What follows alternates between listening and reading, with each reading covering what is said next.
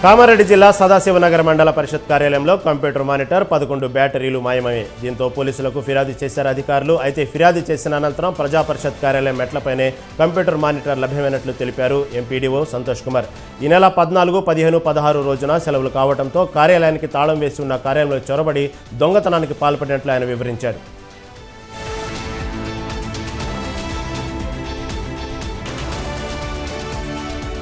నంద్యాల జిల్లాలో సొరంగం బయటపడింది. బేతంచర్ల మండలం 85 గ్రామంలో ఇటీవల భారీ వర్షాలు దంచుకొట్టాయి.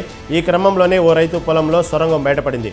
పొలం దున్నడానికి వెళ్లిన రైతు సొరంగాన్ని చూసి ఆశ్చర్యపోయాడు. విషయం తెలుసుకున్న స్థానికులు సొరంగాన్ని చూసేందుకు ఆసక్తిగా తరలివచ్చారు.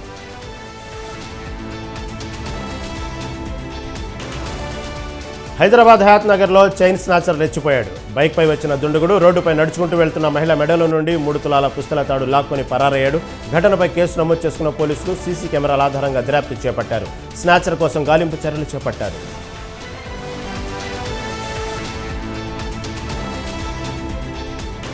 వరంగల్ జిల్లాలో రోడ్డు ప్రమాదం జరిగింది. కానిస్టేబుల్ విజయేందర్ను మామునూరు శివార్లో గుర్తు తెలియని వాహనం ఢీకొంది. ప్రమాదంలో విజయేందర్కు తీవ్ర గాయాలు కావడంతో ఆసుపత్రికి తరలించారు. చికిత్స పొందుతూ విజయేందర్ మృతి చెందాడు. ఘటనపై కేసు నమోదు చేసుకున్న పోలీసులు ట్రాక్టర్ లేదా పల్సర్ బండి ఢీకొని ఉండవచ్చని భావిస్తున్నారు.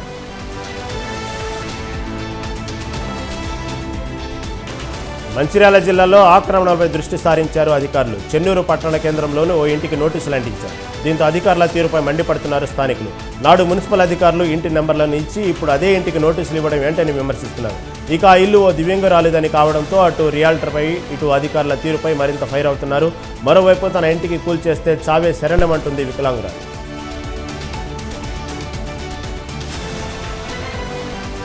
పశ్చిమ గోదావరి జిల్లాలో చెక్పోస్ట్ వద్ద విధులు నిర్వహిస్తూ మృతి చెందిన వెంకటేశ్వరరావు కుటుంబానికి న్యాయం చేయాలని డిమాండ్ చేశారు మృతుడి బంధువులు, అవుట్సోర్సింగ్ ఉద్యోగ సంఘాల నేతలు.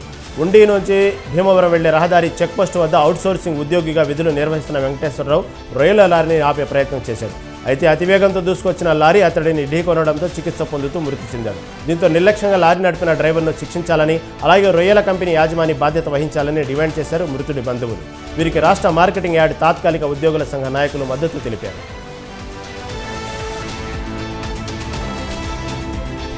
ఖమ్మం జిల్లా పెనుబల్లి మండలం సీతారాంపురంలో రోడ్డు ప్రమాదం జరిగింది. పెట్రోల్ బంక్ వద్ద ఆగి ఉన్న లారీని వెనుక నుంచి ప్రైవేట్ బస్సు ఢీకొంది.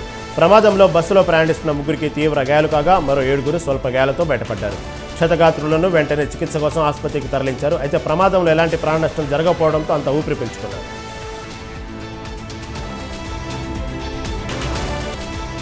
సూర్యాపేట జిల్లా మాధవరం వద్ద రోడ్డు ప్రమాదం జరిగింది. అదుపు తప్పి టాటా ఏపీసీ వాహనం డివైడర్ను ఢీకొట్టింది.